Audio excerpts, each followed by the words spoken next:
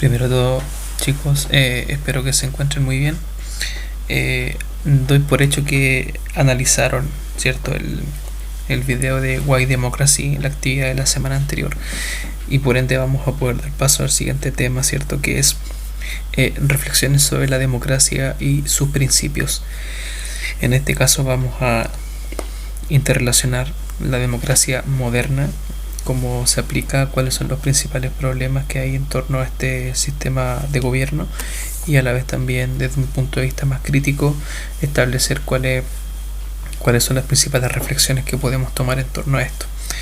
Y bueno, también elaborar un poco una opinión acerca de los principios que rigen nuestra democracia moderna, los principios de carácter social. Primero que todo, siempre se ha enseñado que la democracia es un sistema de gobierno, ¿cierto?, regido por el pueblo, que viene, ¿cierto?, de la Grecia antigua, la Grecia ateniense. Aún así debemos considerar que la democracia ateniense es muy distinta a la democracia moderna, pero aún así solemos invitar, ¿cierto?, el legado de Atenas, el legado democrático, como algo que está vigente en la actualidad. Aún así hay críticas en torno a este modelo democrático. Por ejemplo, Aristóteles ya en la antigua Grecia planteaba que la democracia degeneraba en demagogia. Y la demagogia básicamente es cuando un candidato utiliza ciertos aspectos relacionados con los prejuicios, las emociones, los miedos, esperanzas, ¿cierto?, del público, del público elector, ¿cierto?, para poder ganar apoyo y así poder ser escogido para poder optar al cargo. Es el problema de la demagogia. Más allá de que la gente se pueda informar del plan de gobierno que propone el candidato, la gente se deja llevar por los prejuicios. Esa es una gran crítica que hace Aristóteles a la democracia. John Adams, con el paso del tiempo, señala que la democracia puede degenerar también en anarquía, donde la voluntad de un grupo minoritario prevalece sobre la mayoría. Aún así hay que tener ciertos cuidados, ¿ya? Porque cuando hablamos de anarquía hablamos de otro sistema de gobierno, ¿cierto?, que prácticamente es un gobierno sin una estructura gubernamental, ¿ya?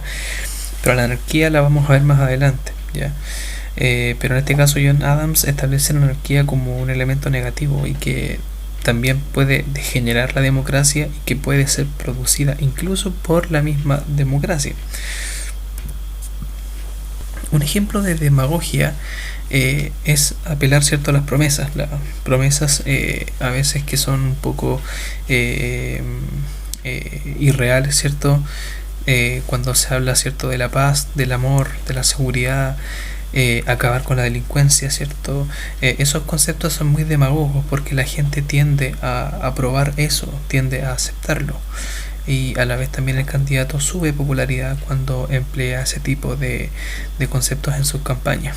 Entonces ahí se aplica claramente lo que es la demagogia. El famoso político, escritor, historiador también, Winston Churchill, señaló la siguiente frase. Él decía que la democracia es el peor sistema de gobierno, a excepción de todos los demás que se han inventado. O sea, lo que dice Winston Churchill es que la democracia es como el mal mejor, ¿ya? Pero ¿por qué tanta crítica a este modelo? ¿Por qué tanto cuestionamiento a la democracia? Siendo de que siempre se nos ha enseñado que la democracia es un sistema de gobierno que ha prevalecido, que es bueno, que a la vez también permite revitalizar la participación. Bueno, hay tres aspectos que forman parte de los desperfectos de la democracia. El primero de ellos es, que la mayoría tome una decisión. Esta no siempre garantiza que sea la correcta, ¿ya? Por ejemplo, está comprobado que el público elector muchas veces toma decisiones sin pensar a veces en el impacto político o el impacto económico que puede generar esa decisión. El caso de Inglaterra la gente aprobó para que Inglaterra se saliera, ¿cierto?, de la Unión Europea, pensando que era la mejor decisión. Muchas de las personas no se informaron bien de esto y hoy día se está demostrando que parece que no fue tan buena la decisión de haberse salido de la Unión Europea. Inglaterra está pasando por un momento económico un poco inestable y probablemente si se hubiese mantenido en la Unión Europea no estaría tan complicada como lo está ahora. Entonces, no siempre una decisión que apruebe la mayoría realmente garantiza que sea la correcta. ¿Ya? 2. El uso de tecnología y las redes sociales para corroborar las preferencias de la ciudadanía y tomar medidas gubernamentales. Es un hecho ya que los partidos políticos y los grandes sectores de la política utilizan información de las redes sociales, utilizan información de lo que la gente escribe, lo que la gente quiere, lo que la gente necesita, y ocupan esa misma información para poder candidatearse, ¿cierto? Y ocuparlas como campaña, ¿ya?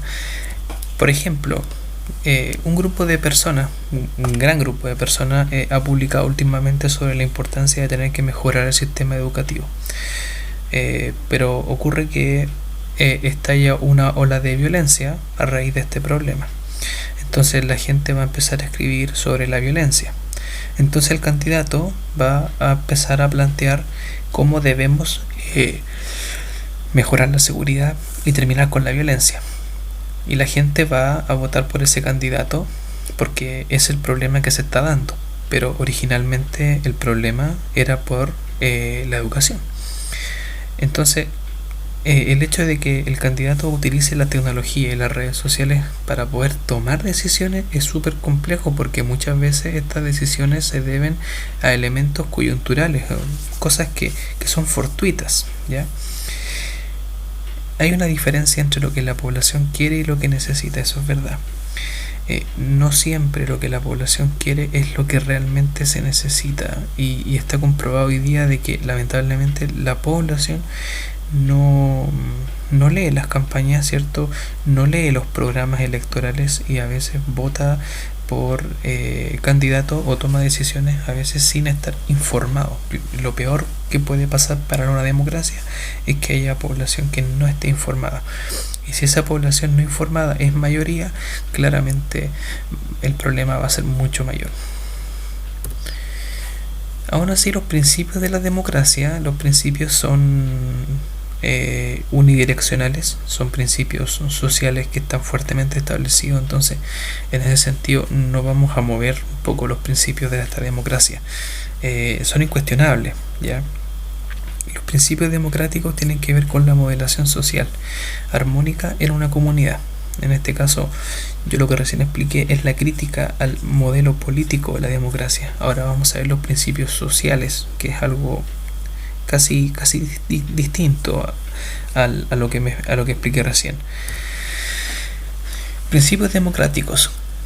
Acá tenemos 3. El primero es la participación ciudadana, ¿cierto? Algo democrático, ¿cierto? Incentiva todo aquello que se denomina democrático, incentiva la participación, incentiva la movilización social, ¿cierto?, de la ciudadanía para poder involucrarse en las decisiones que se vayan a tomar, ¿cierto?, como también así la libertad de expresión ante alguna demanda, ante alguna sugerencia o incluso una reclamación social. Por otra parte tenemos el pluralismo y la tolerancia. Cuando hablamos de pluralismo nos referimos esencialmente a que la democracia incentiva a que existan muchas iniciativas, o sea, muchas posibilidades de escoger. Ya no hay un partido único, tienen que haber más partidos políticos, más ideas y a la vez también esto, bueno, también podríamos criticar que esto polariza la sociedad, ¿cierto? En el sentido de que tú tienes una preferencia ideológica y eso determina que tú seas A o seas B o seas C. Pero el pluralismo básicamente lo que busca es que hayan diferentes opciones para poder tomar una decisión y no se rija ante solamente una. Por otra parte, la tolerancia, que es súper importante, el hecho de que aprendamos como comunidad a convivir con aquella persona que piensa distinto a mí, siempre y cuando no altere, ¿cierto?, los principios democráticos, siempre y cuando no utilice la violencia como el medio, ni tampoco altere la convivencia de los derechos humanos. Y se genera un problema. ¿Qué es lo que ocurre con la tolerancia? ¿Qué pasa cuando hay un intolerante dentro de una comunidad? ¿Se debe respetar al intolerante? Y si yo no respeto al intolerante, también soy intolerante. Entonces se genera acá una problemática bien interesante, digna de analizar más adelante. Por otra parte, el consenso fundamental. El hecho de que una ideología o un partido gane una elección no siempre significa que va a tener que llevar a cabo su programa sin consultar a la oposición. ¿Ya? Es súper importante lo del consenso. O sea, el partido A y el partido B pueden tener diferencias, ¿cierto?, en la toma de decisiones, en lo que proponen, pero pueden llegar a un punto de conexión, ¿cierto?, donde por más que el partido B no haya ganado las elecciones, tenga posibilidad también de participar. De hecho, hay un dicho que es parte de la democracia, que es gana la mayoría, ¿cierto? Es la elección de la mayoría, pero con respeto a la minoría. Entonces, la minoría, dentro de este consenso, también tiene posibilidad de poder hacer válida su propuesta. ¿Entienden? Entonces, los principios democráticos en realidad son bien interesantes y se pueden aplicar no solamente a la política, sino que también a las decisiones que uno va tomando día a día, cuando obviamente se requiere participación de los miembros de una comunidad. Bueno, estimados, espero que les haya servido esta pequeña pincelada. Espero que se encuentren bien. Insisto, vamos a seguir trabajando estos conceptos de esta forma y espero que haya sido entendible por todos esta pequeña explicación. Dudas o consultas, no duden en hacérmelas llegar. Un abrazo y que estén muy bien.